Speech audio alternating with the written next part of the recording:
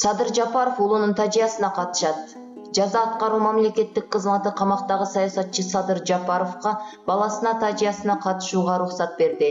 Бул тууралуу аталган мекеменин басма сөз кызматы Азаттыкка ырастады. Адвокат Шарабидин Токтосунов жол кырсыгынан каза болгон уулуна топурак салуу үчүн Жапаровду убактылуу абыктан бошотууну суранып президенттин атына жана жаза аткаруу мамлекеттик кызматына кат жиберген. Садыр Жапаровдун 27 жаштагы уулу Дастан жол кырсыгынан алган оор жаратынан улам эсине келбей, 26 августта Бишкекте ооруканада каза болду. Маркумду акыркы сапарга узатуу зыйнаты 28 августта өтөт. Жол кыймыл коопсуздугун камсыздоо боюнча башкы башкармалыктын маалыматына караганда, ал 22 августтун кечинде Көкжар конушунда мотоциклде баратып, автоунааны сүзгөн. Жанындагы 20 жаштагы кыз да жабыркап ооруканада жатат. Бул факты кылмыштар менен жоруктар бирдиктүү реестрине катталып иликтөө жүрүүдө.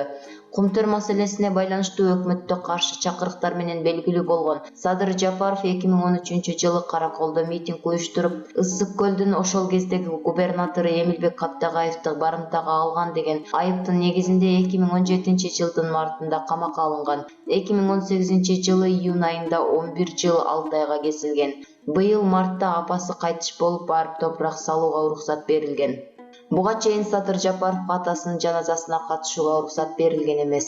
Анын атасы Нуркожо Жапаров 2017 жылдын 20 сентябрында 84 жашында дүйнөдөн кайткан. Булак Азаттык.